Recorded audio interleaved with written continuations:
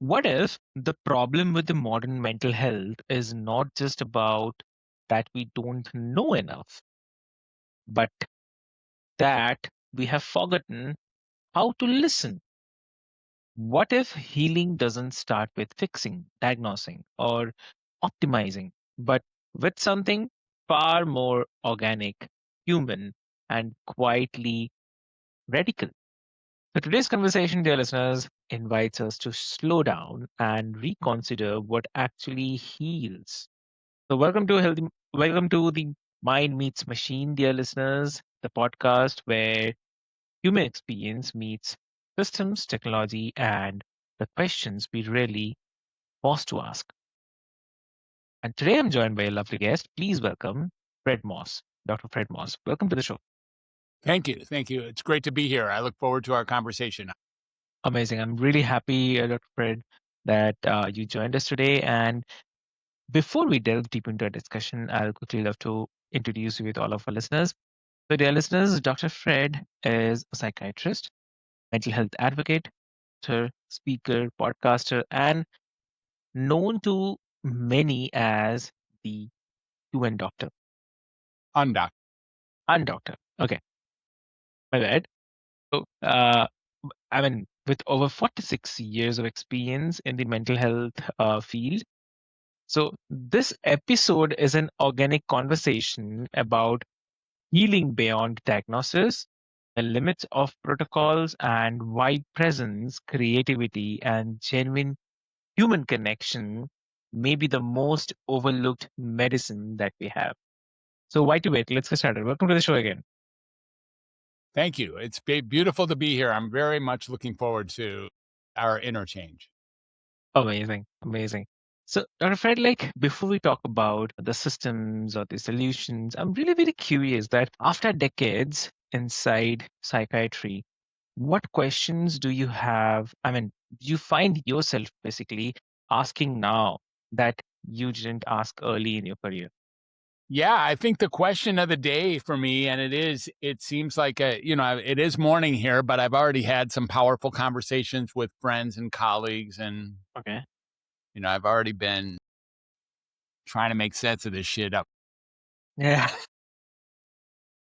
So Yeah. yeah, I've already had that going on, and it's only 8:30. I'm already in, full blast, Yeah. and so I think the question of the day is an advanced version of the question of where do I position myself Mhm. in this whole lattice, this whole ecosystem. Where can I position myself Mhm. where I can make the most important impact? In other words, here's my point, Abby. Mhm. We take on positions as life goes on. I graduate high school, or I go to college, or I pick my wife, or I pick a job finds me. Correct. Well, now I graduate college, and now I'm going to medical school. Oh my God, who knew I was going to be a doctor? I guess I'm going to be a Mhm. doctor. And then I choose my specialty, and now I go to psychiatry, and now I get spat out as a psychiatrist. And now my identity has now been infected with, okay, dude, you're a psychiatrist now. Go act like a psychiatrist. Okay, you're a husband now. Go act like a husband. Okay, Yeah. you're a father now. Go act like a father. Or you're an American now. Go act like an American. Maybe not, but you hear my point. Or, my religion, or my neighborhood, or what I stand for, my politics. Mhm. And these things tend to contract and typecast like the things I can choose from. As I reach this point in my life, I realize that I've been making up those contractions. And Yeah. I now can walk to a place or find myself at a place maybe unimagined by me up until now, Mhm. where I can make a large difference in people's lives just by being me. That's what I feel like is the gift that's in front of me. enough people tell me that they are moved a little bit by just simply being with me, that I don't have to try to be a good doctor or a good dad or a good partner or a good citizen or a good writer or a good podcaster. Hmm. What if I just was able to affect people by getting present to being present Very true. and just listening, and being a connection for people right here, right now, to practice what I know rather than teach it from the front of the room? I think that's the question I have now that feels much more advanced than the question when I was just starting in the field. Like, all right, where do I put myself so that I can be best utilized to move this whole conversation forward? Exactly. It's amazing. And like, I'd love to say that. I mean, also, this question alone shifts us from the expertise to inquiry, like from, I'd say, certainty to curiosity, right? So, Certainty to curiosity, exactly. yeah, yeah. And also, Because the certainty, because real. exactly. That's why you go from certainty to curiosity, because certainty doesn't work. That's Hmm. why anything I'm certain of, I shouldn't be. Very true. Very true.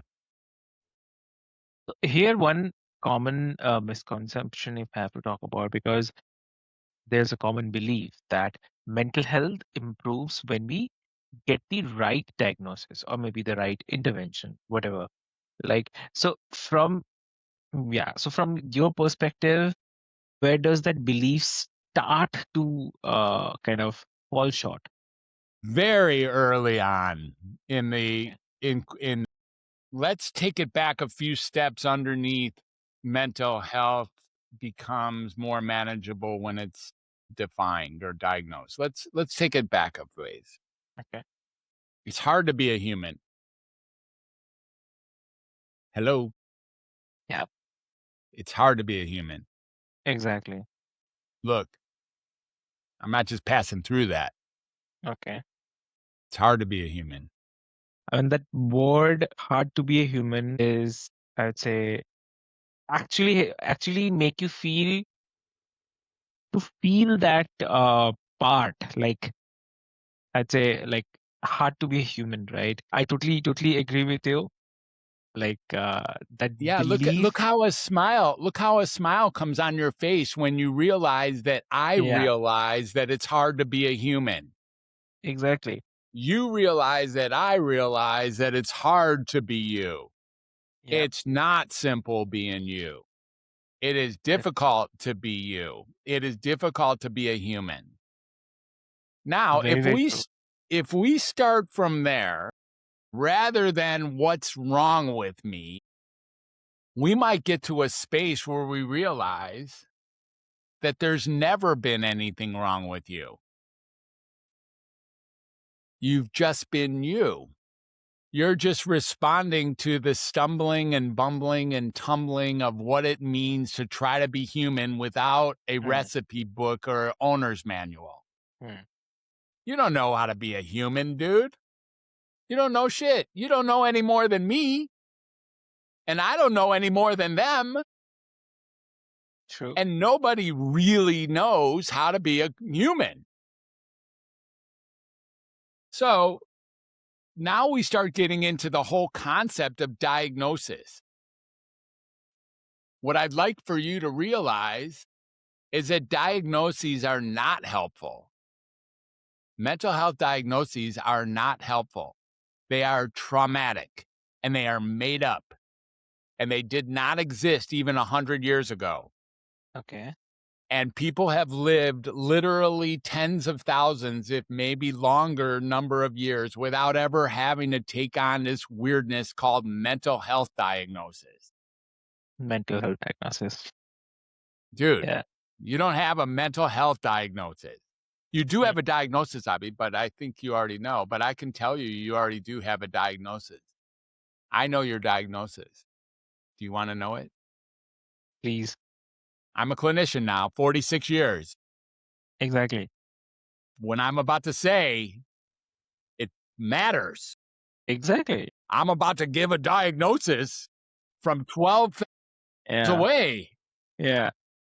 I think you're about 12,000 miles away. Yeah. I mean, It might be that. I'm not mm, sure. So what's your mm. what's your name of your city? Are you in like Mumbai? It's no, it's Bangalore. Bangor? Yeah. Okay. Let's see how far you are away. Just that away. So from Mumbai, if it would be Mumbai Mm. to San Francisco, it's 9,800 miles away. So I'm about to give you a diagnosis from 9,800 miles. It better be good. Yeah. It better be right. What would be the use of me like Mm. building it up like this and having it not be? It better be reliable. It better work in Mumbai and San Francisco because most diagnoses don't work in both. Definitely. Just because you have a diagnosis in Sacramento doesn't mean you even have a diagnosis in Bangor. You could be a shaman in Bangor and be a schizophrenic in Sacramento. Not true with broken arm, by the way. You got a broken arm in Sacramento and you go to Mumbai, guess what? You still got a broken arm. That's not true with mental health. So here comes your diagnosis. You ready? You I'm sure? ready. You Yep. strapped in? Here we go. Exactly. Your diagnosis is Avi. That's it. That's it, my man. You're not any more like anybody or less like anybody than you are. You're a very rare condition, Mhm. very rare, special. You have a special edition. You are Avi. Yeah. That's it. Exactly. You're not bipolar. You're not schizophrenic. You're not autistic. You're not narcissistic. You don't have PTSD. You don't have ADHD. You No. don't have depression. You don't have anxiety. You don't have social phobia. You don't have schizoaffective disorder. You don't have any of that. No. You have one diagnosis. Avi. That's right. Yeah. Now, that's where the stuff goes awry because people come to a mental health professional thinking they already know that there's something wrong with them. Mm. Exactly. It is the only field that I know of in all of Western medicine for which if I tell somebody that they're okay, Mm. they get pissed. And they can't take that thing that I am okay. If you tell them that something is problematic inside you, then they'll be happy. That's right. They already come to the meeting not wanting to know if there's something wrong with them. They come to the meeting wanting to know what is wrong with them. Exactly. This That is means a they are, huge difference. yeah. I mean, because they have already perceived that some problem is there inside.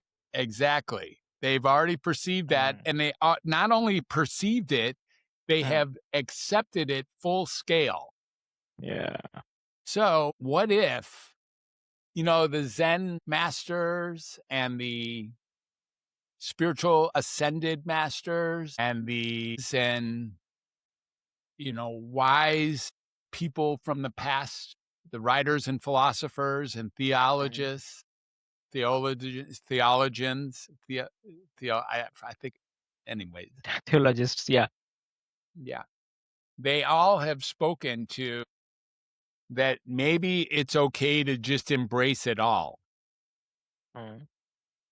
that the value is to stop valuing. Mm. Maybe there's nothing wrong with you. Maybe True. this is just how it is. And maybe the only diagnosis worth noting at all True. is your name. I have a diagnosis too. Okay. It's not the same as yours. I bet you can guess what my diagnosis is.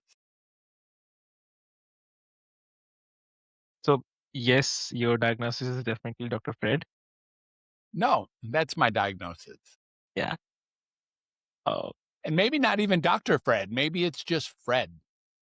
Because once you give me Fred. Dr. Fred, we already talked about it. Once you give me Mm. doctor, Okay, that brings me some. my identity shrinks. Yes. Yeah. Because Yeah. now I Correct. have to act like a doctor. Correct. So Fred precedes doctor, True. because I've been Fred the whole ride. Yeah.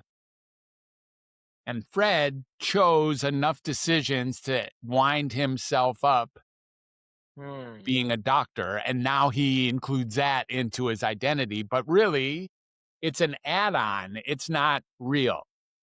True. It's not I'm real. not It's really, add-on. am I a doctor? For sure. I got the paperwork to support it. But am I a doctor? No, I'm Fred first. Right. As a, The bigger, it's a bigger playground. This human playground is a bigger playground. exactly. And what am I Mm. here to do? What am I here? How can I position myself to actually have a worthwhile life for the part that's still left? So I hope that answers your innocuous question. Yeah, definitely. But it's really great to hear from you because it actually sounds like very simple that yeah, we know, Yeah, it like, is yeah, simple. fine. But we tend to miss this simple understanding, and we always try to get into those complicacies where we love to hear, like you mentioned about, like when people come to you, they already know, they have already believed that there is some issues. So that is something we always try to get into the complications rather than it's very simple. We're a human. We are simple. So that's great that you explained. I believe a lot of people will be able to relate and be Look, I great. didn't say anything even Mm, controversial. true. There's nothing I said that is Mm, controversial. mm, There's just like, I respect you as a human. Wouldn't it be great if I respected everyone as a human? exactly. It's hard to be a human. It's hard to be a human for It sure. is. It is. Sadness, fears, loss, desires unmet, regrets, resentments, jealousies, confusion, aimlessness, helplessness. True. They are all part of this Exactly.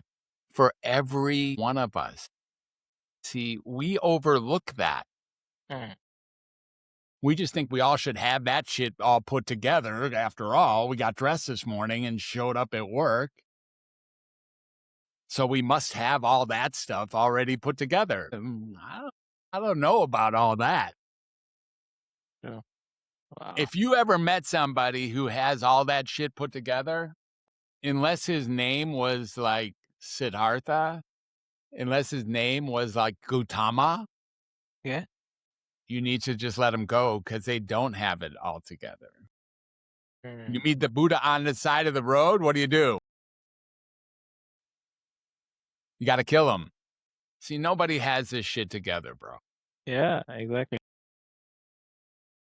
And people think they do. They come up with something that works temporarily and then they pound the drum that they got the answer. What's really here, look, what's really here in the world of mental health, let's get us back to track, is if we start with the idea that there might be nothing wrong with you in the first place, then you'll never need a diagnosis that's more than your name. And if you don't need a diagnosis, then you don't need to be fixed. If True. you don't need to be fixed, then you don't need therapy. If you don't need therapy, then you don't need medications. Exactly. And if the medications actually work to like embellish and sometimes perpetuate the symptoms they're marketed to treat, Mm, now you have your cycle where there's something wrong with you. How do you know? Because a doctor told you. What are you doing about it? I'm getting mm, therapy and medicine. What is the medicine doing for you? Not very much, except making me worse. And now what do I get to do? I get to go to the doctor every month. And what does the doctor do? He proves that there's something wrong with me every month. And why do I know that? Because he gives me treatment to fix me. And how does he fix me? He gives me therapies and special ways to think and talk. And then he gives me some medication that I'm supposed to take that actually, if I take it, it's my choice, not his choice, his or her. I get to choose whether or not I take that medicine. But every morning when I put that medicine in my mouth, I am quietly confirming that I agree that there's something wrong with me.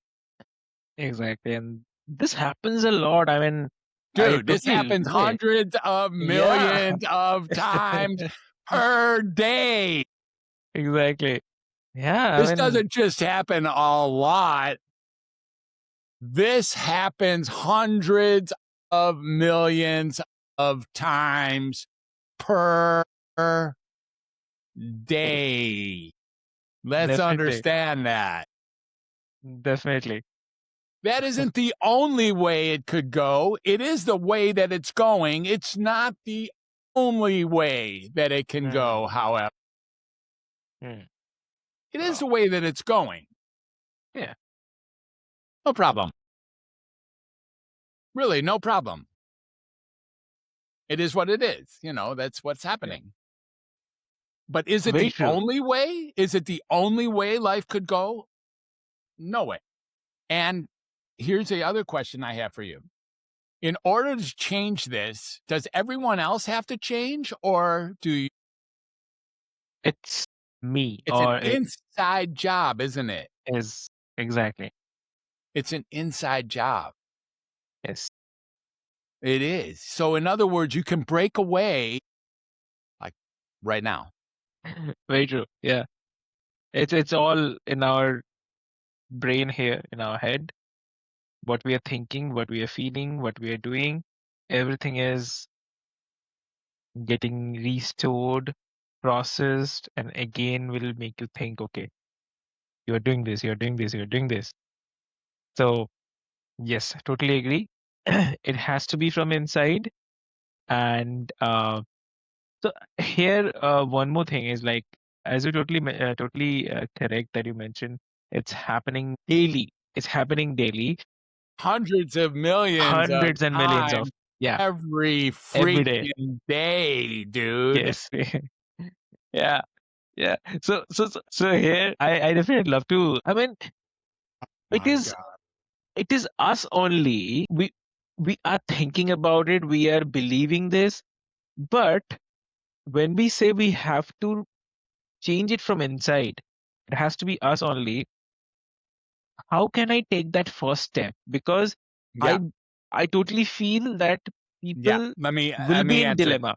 Yeah. Yeah. So what is the first step? I think the first step is a willingness to believe there might be nothing wrong with you. I really do believe Mm, that that's the mm, first step. A willingness, you don't have to believe it yet, mm. but a willingness to consider believing that there might be nothing wrong with you. I think that's the first step. Then there are some daily practices to consider that can confirm or have you feel optimized, steady, grounded. I think you know where I'm probably going with this, but you know, in the world of gratitude, for instance, Mm, when I wake up, I put my hand on my heart before I'm even out of bed. mm. I got my wife lying next to me, gorgeous, incredible, amazing partner. I'm not this guy without her, that's for sure. She's first on my list. I say her name. Then I got these 3 cats, Okay. and I might say all 3 of their names, or I might just include them as cats, and then whatever. I got food in my fridge. I got friends and coaches, colleagues, partners, supporters. I have my health. I woke up another day, another opportunity to make sense of this crazy freaking shit. Like, I get to be grateful. So gratitude is very important. Okay. Then I find myself stepping outside, seeing the universe, whatever expansive notion of how infinite is it? Is it really infinite? What is going on over there? Got the sun, got the moon, got the wind and the squirrels and the trees. Can I appreciate that? Thank you. Kind of a God connection there. And then shortly after that, I'm sitting for 20 minutes, Okay. quietly, silently, still, and just allowing myself to do what I can to ground. So meditation is a great space to see that you don't have to be your feelings and your thoughts and your emotions and your sensations, that you can have all those things without becoming any of them. True. So if you want to know the first space of where Yeah. can you go to figure out that there might be nothing wrong with you, try gratitude, nature, and meditation. Meditation. Let's go. And then watch what you put in your mouth. Watch what you're looking at. Mm. Watch what you're listening to. Watch who you're hanging out with. It's not going to be perfect. You'll find yourself with the wrong crowd sometimes. Or maybe you'll be listening to some bad stuff. Mm. Or maybe you'll be watching some dangerous stuff. So you have to constantly just mitigate. Yeah. Because those things become us. Those things soak in and they become the context from which we live life. But if we can monitor those things, Mm. what do we put into our system through our eyes, through our ears, through our mouth, through our spirit? Exactly. Then we can start to see that we can relieve ourselves from believing that there's something wrong with us. Mm. There is one condition that each of us has. And each of us share a similar, each of us share a similar diagnosis. You have human sub-avi. Okay. I have human sub-Fred. Because before I was Fred, I was human, right? Mm. Before I was doctor, I was Fred. Before I was Fred, I Yeah. was human. So it's even deeper. And what have we already said about human? It's hard to be a human. It's hard to be a human. But look what happens when two men Yeah. connect. Look what happens when we connect. You got something better than this in your life? Because I don't. You True. got something more valuable than human connection in your life? Nothing. I don't. Yeah. And it's irreplaceable. It's irreplaceable. Like, you cannot replace the human connection, that physical touch, with anything. You can't. And yet, inside of this audio visual connection, as we both Yeah. stare at flat, pixelated screens and Yeah. pretend to be with each other, we can resonate harmonically together, Mm. and healing takes place, Yes. not only for us, but for anyone having the courage to listen to us. I Exactly. don't have a better cure, dude. That's a best medicine. That's the best medicine, I would say. Yeah, obviously. It's flippin' obvious. Yeah. Even if hundreds of millions of people per day choose a different direction, Yeah. that doesn't make it the best direction. True. That only makes it the most common direction. And being most common does not suggest Exactly. that it's the best. This is a terrific example of that. Yeah. Let me ask you a question. When you look at these hundreds of millions of people per day who Mm. follow the other path that we've already laid out, Mm. if instead of taking whatever they took this morning Mm. to confirm that there was something wrong with them and they needed some assistance, Mm. if they instead were given an opportunity to connect with another person instead of eating that pill, Mm. would they have been more satisfied? Would they have gotten better results? So, yes. I mean, if I have to say in terms of naturally, if we put someone with a person to interact, to connect with, instead of having the pill, so when they come together and they will interact, they will share, they will discuss, Listen listen. to. Yes. So that will definitely change that aura and will change Their whole Uh, life. whole life, yes, their whole life. So no need of that pill also. Exactly. Of course not. Now, of course not.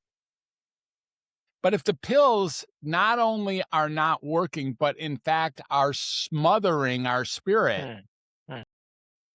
then the whole idea of connection becomes Hmm. further and further away. If this thing is sort of filling the holes, so we're no longer interested in creating connection Hmm. because we've been smothered, our emotions get smothered by the pills. Now you're unable to find a cure because you're unable to truly connect with people. So Right. it seems to me that there's no side effects either. And you don't need a doctor's authorization.